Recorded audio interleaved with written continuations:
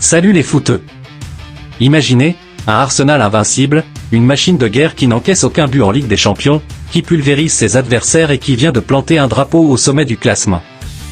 Ce soir, on parle d'un tremblement de terre en C1, les Gunners ont balayé le Slavia Prague 3-0, mettant une pression monstrueuse sur le PSG et le Bayern Munich.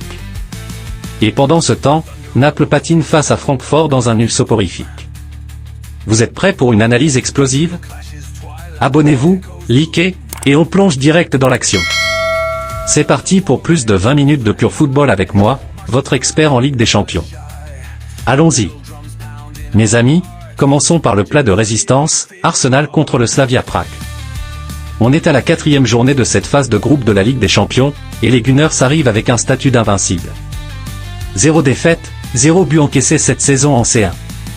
C'est du jamais vu pour un club comme Arsenal, qui sous Mikel Arteta, est en train de redevenir une terreur européenne.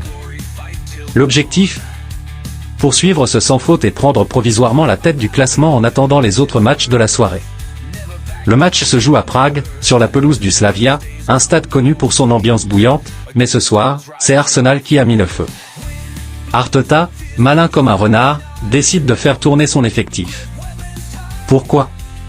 Parce que les Gunners ont un calendrier chargé, et il faut préserver les stars pour les gros chocs à venir, comme ce Bayern Munich qui les attend à la 5e journée. Du coup, on voit des joueurs comme Piero Hincapié en défense, Thomas Nergar au milieu, Ethan Nwaneri qui apporte de la fraîcheur, et Mikel Merino qui va se révéler être le héros du soir. Par contre, pas de Victor Gyökeres, blessé, et Martin Zubimendi suspendu pour accumulation de cartons jaunes. C'est un coup dur, mais Arsenal a de la profondeur de banc. Les premières minutes sont un peu tendues. Le Slavia, 30e au classement et sans victoire en C1 cette saison, essaie de presser haut pour surprendre. Mais Arsenal, avec sa possession de balles légendaire, reprend vite le contrôle. Et boum!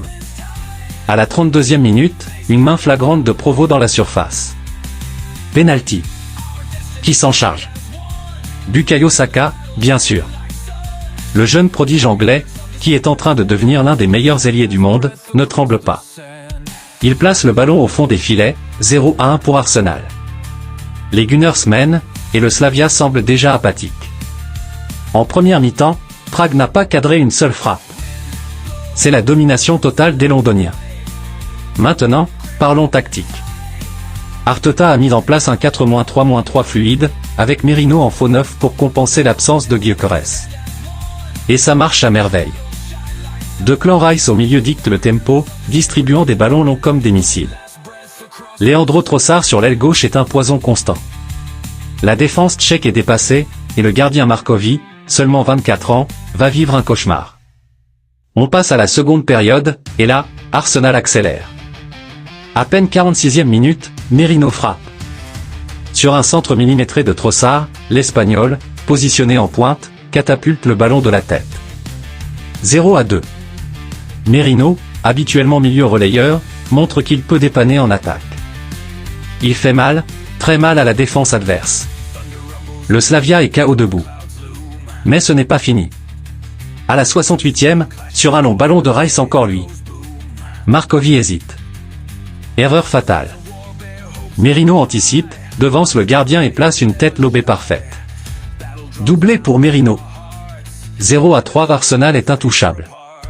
Avec cette avance confortable, Arteta fait tourner, entrée des Berechies pour de la créativité, le jeune Doman pour du temps de jeu, Ben White en défense, et même Ariman Anou pour solidifier. Il y a une petite frayeur en fin de match, un penalty concédé, mais la VAR annule tout. Ouf! Arsenal gère et s'impose 3-0. Résultat? 4e match sans encaisser en C1. Arsenal prend la tête provisoire du classement. Ils mettent la pression sur le PSG, qui doit jouer plus tard, et sur le Bayern, qu'ils recevront bientôt à l'Émirat. Imaginez ce choc, Arsenal invaincu contre le Bayern, qui a des stars comme Kane ou Musiala. Ça sent le feu d'artifice. Pour le Slavia, c'est la catastrophe, toujours sans victoire, 30e, il risque l'élimination précoce. Maintenant, analysons les performances individuelles. Bukayo Saka, homme du match pour moi. Son penalty a débloqué la situation, et son dribble a terrorisé la défense. Note, 8/10. Mikel Merino, révélation en faux neuf, doublé décisif. 9 dixièmes. Declan Rice, patron du milieu, distribution parfaite. 8 dixièmes. Trossard, assist et danger constant. 7,5/10. Côté Slavia, Provo coupable sur le penalty, Markovi fautif sur le troisième but. Une soirée à oublier. Passons à l'autre match du multiplex à 18h45, Naples contre l'Eintracht Francfort au stade Diego Armando Maradona. Deux équipes en difficulté. Naples, 23e, vient de se faire humilier 6-2 par le PSV. Francfort, 22e, a pris 1-5 contre Liverpool. C'était l'occasion pour rebondir, mais non, un nul 0-0 bien fade. Antonio Conte, le coach de Naples, aligne son 3-5-2 habituel, avec Osimhen en pointe, Kvaratskhelia sur l'aile. Mais l'inspiration offensive est aux abonnés absents. Les Parthenopais dominent la possession, mais sans mordant. Francfort, de son côté, joue en contre, avec Marmouche et Ekitik pour menacer. Mais rien ne passe. Pas de tir cadré en première mi-temps, un match soporifique. En seconde période, même scénario. Conte fait rentrer Politano et Ngonge pour booster l'attaque, mais Francfort tient bon. Leur défense, emmenée par Koch et Trapp au but, est solide. Aucune occasion franche. Résultat, 0-0. Naples reste scotché à la 23e place, Francfort à la 22e. C'est un point chacun, mais dans cette Ligue des Champions impitoyable, c'est insuffisant. Analyse, Naples galère offensivement. Osimhen isolé, Kvaratskhelia muselé. Conte doit trouver des solutions vite, sinon adieu les huitièmes. Francfort, pragmatique, prend un point précieux à l'extérieur. Mais pour les deux, la qualif s'annonce compliquée. Maintenant, zoomons sur le contexte global. Cette 4e journée est cruciale. Arsenal, avec cette victoire, met la pression sur les gros. Le PSG, qui joue plus tard, doit gagner pour suivre. Souvenez-vous, Paris a eu des matchs compliqués, avec des blessures et une forme inégale. Si Arsenal reste invaincu, il pourrait viser le top 8 direct pour les huitièmes. Le Bayern, prochain adversaire d'Arsenal, est un monstre. Avec Vincent Kompany aux commandes, ils ont un mélange de jeunesse et d'expérience. Harry Kane en forme, Jamal Musiala magique. Ce match à l'Emirates sera épique. Prédiction ?